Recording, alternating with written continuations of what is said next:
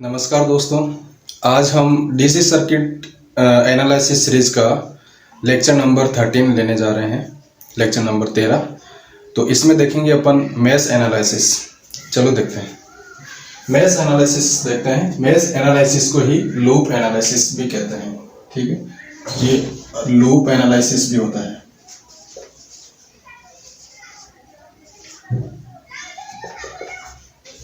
ठीक है, mesh analysis को लूप एनालिसिस भी कहते हैं। चलो अभी इसमें देखते हैं कि मेश एनालिसिस से भी अपन किसी भी ब्रांच का करंट निकाल सकते हैं, ठीक है। जैसे कि नोडल एनालिसिस से भी किसी ब्रांच का ये करंट निकाल सकते थे, तो मेश से भी अपन निकाल सकते हैं। जो थ्योरम्स है, नॉर्टन है, उनसे भी अपन निकाल सकते हैं। तो थ्योरम जब अपन पढ़ेंगे तो उनके बारे में अपन डिटेल से अच्छे से पढ़ेंगे। तो फिलहाल अपन मेश एनालिसिस के बारे में पढ़ते हैं। इससे पिछला जो लेक्चर था उसमें अपन ने ये नोडल एनालिसिस के बारे में अपन ने अच्छे से जानकारी ली थी। आज अपन देखते हैं मेश एनालिसिस। चलो, तो मेश एनालिसिस और लूप एनालिसिस। अभी इसमें देखते हैं कि लूप नंबर 1 कौन सा है। इसको लूप नंबर 1 बोल देंगे। ये लूप 1 है। डायरेक्शन इसमें ध्यान रखना है कि करंट की डायरेक्शन दोनों लूप में सेम डायरेक्शन रखना है। चाहे इसमें अगर क्लॉकवाइज रख रहे हो तो इसमें भी क्लॉकवाइज रखना है, इसमें एंटी क्लॉक रखना है तो इसमें भी एंटी क्लॉक रखना है। चलो, तो इसमें जैसे ये लूप मैंने क्लॉकवाइज रखा तो इसमें भी क्लॉकवाइज ही रखना है, ठीक है। अगर मेरी करंट यहां से निकलने वाली करंट का जो पाथ इस लूप में इस तरीके से होगा, ठीक है। यहां से करंट निकला और यहां तक वापस इस तरफ करंट आया, तो इस करंट को मैं क्या कहूंगा, I1 मान के चलो, है ना। ऐसे ही यहां से अगर करंट निकलता है ऐसे इस तरीके से, तो ये ऐसे करके ये लूप कंप्लीट करता है। डायरेक्शन इसका क्या रहेगा, यही रहेगा, है ना।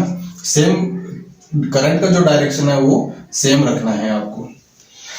चलो, फर्स्ट ये चीज तो क्लियर हो गई कि डायरेक्शन आपको सेम रखना है, ठीक है। अभी क्वेश्चन क्या पूछेगा कि अगर मान लो मेरा यहाँ का करंट पूछा है I बराबर क्या होगा, ठीक है। तो अपन लूप एनालिसिस या मेश एनालिसिस यूज करके यहाँ का करंट किस तरीके से निकालते हैं, ठीक है। चलो देखते हैं। तो पहले तो आपको देखना है कि लूप 1 और 2 में करंट का डायरेक्शन सेम रखना है। उसके बाद आपको अप्लाई करना है केवीएल। चलो, ये एक इंपॉर्टेंट चीज है कि मेश एनालिसिस में क्या यूज होता है, केवीएल। ये ऑब्जेक्टिव क्वेश्चन में आता है। और जो नोडल एनालिसिस है उसमें क्या कौन सा लो ये अप्लाई होता है, वो केसीएल होता है, करंट लो, ठीक है। अभी मैं यहाँ पे ये देखता हूँ कि KVL applied in loop 1। मैं लूप 1 में क्या कर रहा हूं, KVL अप्लाई कर रहा हूं, ठीक है। चलो, अभी एक चीज और ध्यान में रखना है कि अपने पास जितने भी लूप रहेंगे अपने पास इक्वेशन उसके उतने ही बनेगी, ठीक है। चलो देखते हैं। लूप 1 को अपन हल करने की कोशिश करेंगे। देखो, अब इससे पहले एक चीज छोटी सी जानकारी अपन ये लेते हैं कि जो ये I है, ये I क्या होगा अपना, इधर से देखो करंट इधर से फ्लो होगा, इसमें से आएगा, इधर से आएगा और इधर से वापस कंप्लीट करेगा।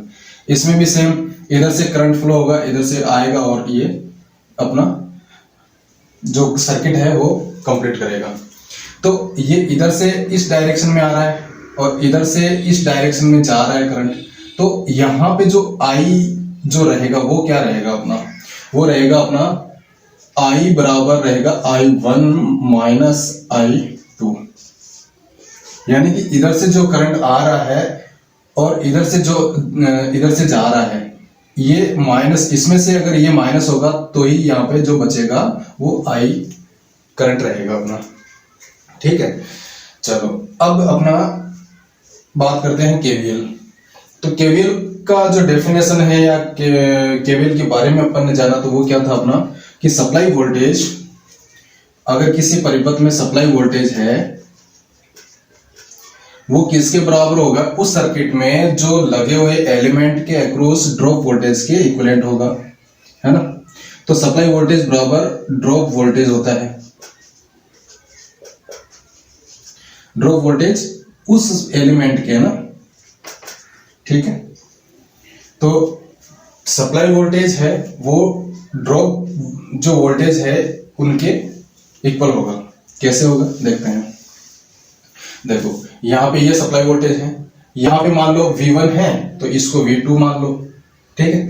तो इस तरीके से अपन, और V1 क्या होगा, R इंटू I1, ये वोल्टेज ड्रॉप होगा, ठीक है। देखो ध्यान से समझना पूरा।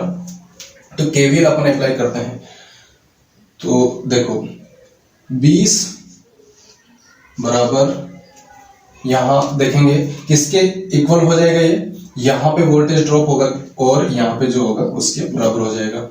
तो 2 इंटू I1, या इसको ऐसे लिख सकता हूं मैं 2I1, क्योंकि ये रेजिस्टेंस है और ये करंट है, तो R into I voltage drop हो गया यहाँ का, प्लस यहाँ का वोल्टेज ड्रॉप। यहाँ पे रेजिस्टेंस कितना है 4, तो 4, और यहाँ पे देखो करंट 2 आ रही है, एक इधर से आ रही है एक उधर से आ रही है। तो यहाँ का जो रिजल्टेंट करंट रहेगा उसको अपन यहाँ पे लेना है, या तो I लिख लो या फिर I1 माइनस I2 लिखना पड़ेगा, क्योंकि I अपने पास है नहीं ना, तो ब्रैकेट में अपन I1 माइनस I2 लिखेंगे। तो नेक्स्ट इसको अपन हल करते हैं। 20 बराबर 2I1 plus 4I1 minus 4I2, इसको और अपन सॉर्ट करते हैं। तो ये कितने हो गए, I1 और I1 को अपन ऐड करेंगे तो 6I1 माइनस 4I2। एक इक्वेशन अपने पास ये आ गया है, ये इक्वेशन नंबर 1 है, ठीक। चलो अभी अपन लूप सेकंड का देखते हैं, ठीक है। ऐसे ही same KVL applied in loop second, इसमें लूप में KVL अप्लाई करना है। चलो इधर से देखते हैं, आपका -10 बराबर, इसके इक्वल कौन से हैं, यहाँ का ड्रॉप वोल्टेज और यहाँ का प्लस करेंगे तो इसके इक्वल हो जाएगा। चलो देखते हैं। तो करंट यहाँ पे आएगा, तो वोल्टेज कितना है, ये अपना रेजिस्टेंस कितना है 4 ओम। अभी इधर जो डायरेक्शन में पहले कौन सी जा रही है, इधर कौन सी जा रही है, I2 जा रही है, यहाँ पे I2 है ना, ये I2 है। तो I2 इधर जा रही है, तो I2 माइनस I1 हो जाएगा यहाँ पे, तो I2 माइनस I1 हो जाएगा। फिर प्लस यहाँ का वोल्टेज ड्रॉप कितना है, I2 जा रही है इधर, तो 6I2 हो जाएगा, ठीक है। चलो अभी इसको हल करेंगे, तो 10 बराबर इसको मल्टीप्लाई करेंगे तो 4I2 minus 4I1 plus 6I2, ठीक है, ये हो गया। अभी देखो इसको अपन और थोड़ा हल करते हैं, तो -10 बराबर I1 को मैं इधर लिख लेता हूं, ठीक है, -4I1 और I2 को आपस में जोड़ देता हूं, तो प्लस 4 और 6 10I2, ठीक है। तो एक इक्वेशन ये आ गया मेरे पास, ये सेकंड इक्वेशन है, ठीक है। चलो अब थोड़ी सी जगह की दिक्कत आ रही, अभी क्या करना है अपने को, इक्वेशन 1 और 2 से देखते हैं। मैं यहाँ पे इसको मिटा देता हूँ, जगह बना देता हूँ यहाँ पे, ठीक है। ये इक्वेशन यहाँ पे लिख देता हूँ मैं। 1 नंबर इक्वेशन है मेरी 20 बराबर 6I1 माइनस 4I2, ठीक है।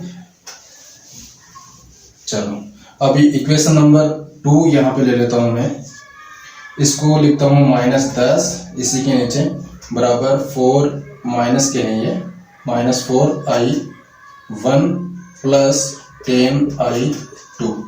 अभी मुझे क्या करना है कि इनमें से किसी एक को इक्वल करके कैंसिल करना है, ठीक है। तो अभी मुझे क्या करना है, जैसे मान लो मैं I2 को इक्वल कर लेता हूँ और उसको कैंसिल आउट कर देता हूँ, ठीक है। तो मैं अगर मान लो इसको मल्टीप्लाई कर देता हूँ 10 से, इसको कर देता हूँ 4 से, तो मेरा I2 है वो इक्वल आ जाएगा, मल्टीप्लाई करो कितना आ जाएगा, 10 से करोगे तो इसको आ जाएगा 200 बराबर, इसको करोगे तो 60 I1 माइनस 40 I2 आ गया।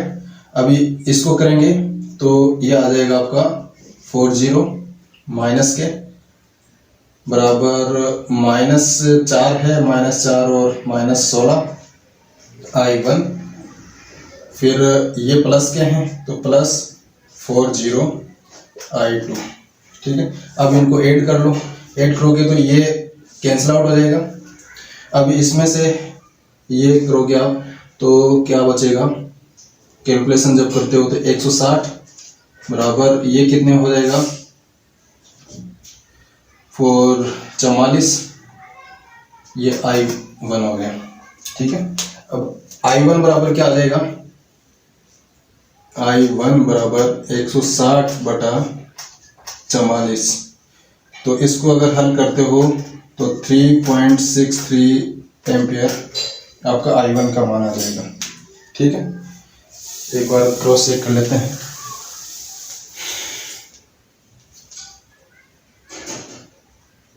मल्टीप्लाई करके देख लेते हैं एक बार, 160 डिवाइड 44, ठीक है, ये आ गया। चलो I1 का मान अपने पास आ गया है, I1 बराबर 3.63 एम्पियर, ठीक है। चलो अभी इसको मैं मिटा देता हूँ, या यहाँ तक थोड़ी सी जगह बना लेता हूँ इसको।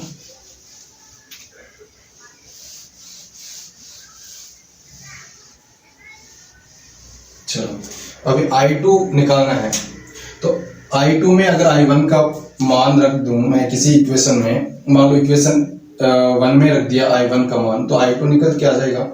तो इक्वेशन 1 ये है, इसमें अगर अपन I1 का मान रख दिया तो I2 अपना आ जाएगा। तो 20 बराबर 6 I1 का मान है 3.63 माइनस 4 I2, ठीक है। अब इसको अपन ये करते हैं, हल करते हैं, तो 6 इंटू 3.63, तो ये आ गया 20 बराबर 21.78 माइनस 4 I2, ठीक है। तो अभी 4 I2 बराबर 21.78 माइनस 20, ठीक है। I2 बराबर, इसको हल करोगे तो 4 I2 बराबर 1.78, और यहाँ पे कर लेता हूँ आगे, I2 बराबर 1.78 बटा 4 बराबर क्या हो जाएगा, एक बार इसको भी कैलकुलेशन कर लेते हैं। तो 1.78 डिवाइड 4, तो ये आ जाएगा इसका 0.445 एम्पियर। तो I2 आ गया अपने पास 0.445 एम्पियर और I1 आ गया था ये। अब अपना यहाँ पे जो पूछा गया क्वेश्चन ये है कि I बराबर क्या है, तो I बराबर I1 माइनस I2, तो I बराबर I1 माइनस I2, I1 कितना है 3.63 माइनस 0.445, ठीक है। इसको माइनस कर लो तो 3.63 माइनस 0.445, तो अपना जो I है वो आ जाएगा 3.185, यहाँ पे दिख रहा है क्या, यहाँ पे लिख देता हूँ I बराबर 3.185 एम्पियर।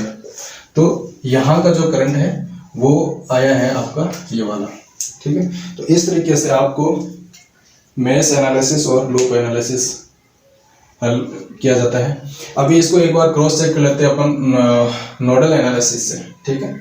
चलो, अपना जो फाइनल आंसर ये आया था यहाँ का, तो अपन एक बार नोडल एनालिसिस लगा के देखते हैं कि ये करंट आ रहा है कि नहीं आ रहा है, ठीक है। इसको मैं थोड़ा क्लियर कर देता हूँ, ठीक है। नोडल एनालिसिस लगा के देख लेते हैं। आज इसके अंदर आपको दोनों ही एनालिसिस का पता चल जाएगा, ठीक है। अगर किसी ने नोडल एनालिसिस नहीं भी देखा तो वो समझ में आ जाएगा उसको भी, ठीक है। नोडल एनालिसिस करने के लिए यहाँ पे आपको हायर पोटेंशियल लेना होता है, ठीक है। और देखो यहाँ पे पूछा गया है ये करंट, तो नोडल एनालिसिस हल करने के लिए आपको क्या है, यहाँ पे हायर पोटेंशियल लिया जाता है, यहाँ पे लोअर पोटेंशियल यानी कि जीरो पोटेंशियल लिया जाता है, और फिर यहाँ पे एज्यूम किया जाता है I1, I2 और I3। तो यहाँ पे अप्लाई किया जाता है KCL।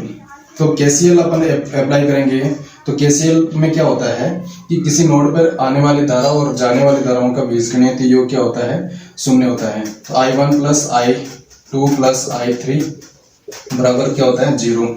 I का मान निकालना है तो क्या होगा, V, ये I1 है ना, I1 का क्या होगा, तो V माइनस 20 बटा रेजिस्टेंस ले लो 2, प्लस I2 का लेना है तो I2 ये है, तो V माइनस 0 बटा रेजिस्टेंस कितना है 4, प्लस I3 लेना है तो I3 ये है, तो I3 के लिए आपको V माइनस 10 बटा रेजिस्टेंस ले लो 6 बराबर 0 हो जाएगा, ठीक है। अभी एलसीएम ले लो इसका, एलसीएम लोगे तो 12 और ये करोगे तो 6 और 6V माइनस 6 दूनी 12 120 plus 3V plus 2V minus 20 बराबर 0, ठीक है। अब इसको ये कर लो,